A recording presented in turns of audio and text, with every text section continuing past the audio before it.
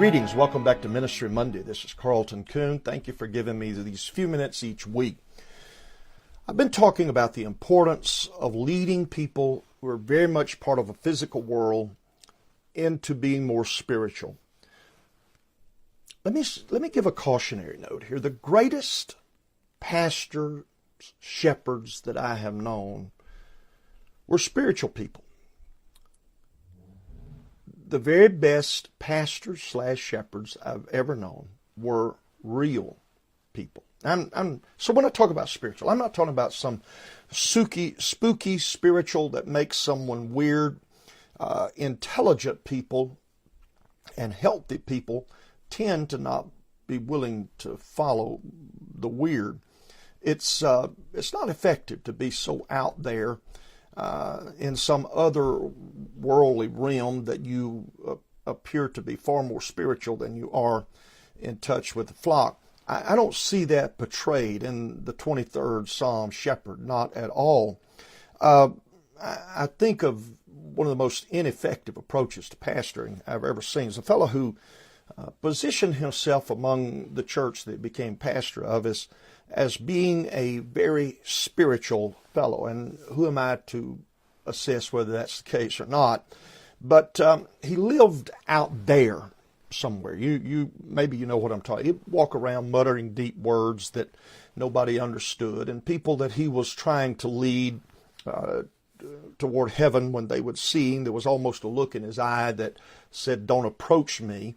Let's not talk about where the fish are biting or how much firewood you had to burn last winter or how that the muffler's fallen off your car. I'm spiritual. I'm out there." Well, I don't know. He may have thought that expressing all of that was deep and that it somehow would buy him influence with the people, but that wasn't the case. If his ambition was to be, quote, different from those he was leading, he accomplished that. It was a mess, and it became more of a mess as time went by. It was almost as though he lived in a place where the grass didn't need cutting, and somebody came and paid his utility bill for him, and life was just perfect. There were lots of prophetic words. There was lots of tongues and interpretation of tongues, all of which we need.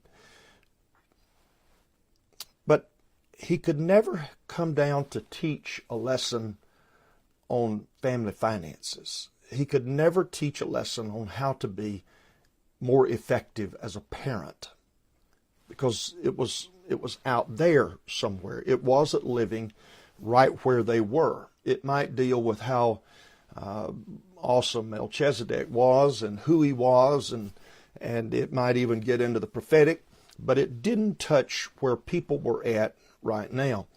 He was so spiritual that he was no common and effective good for the people of that city or that congregation. Well, there are people who say, well, our church isn't spiritual, and we blame others because it's not that. But the truth of the matter is that we are to be spiritual leaders, and we are to provide care for an unspiritual group of people who are struggling with the realities of life. We have to get where they are. What does the real look like? In the set of audio lessons that came from J.T. Pugh about just a conversation with J.T. Pugh, that's the name of it. If you haven't listened to that series, you need to get that. Because this incredible influencer of several generations would talk about how that as a pastor, it was important for him when he would see a child who was 5 or 7 or 9, that he would get to their level to talk with them, to have a conversation with them, to express an interest in what was going on in their life. And J.T. Pugh would talk about kneeling and getting down on one knee to have a conversation with a child. Some of you listening to me need to get off that platform. You need to get off your high horse, and you need to get down on the level of the people who you're dealing with, from the youngest child to the oldest person in that congregation. Move off that pedestal that you have put yourself on or that somebody else put you on. You're living with people who are struggling. They need to know that you care about them in their struggle and that you will guide them toward a healthy spirituality, even in the midst of the struggle. And you can do that. All of us can. It takes effort.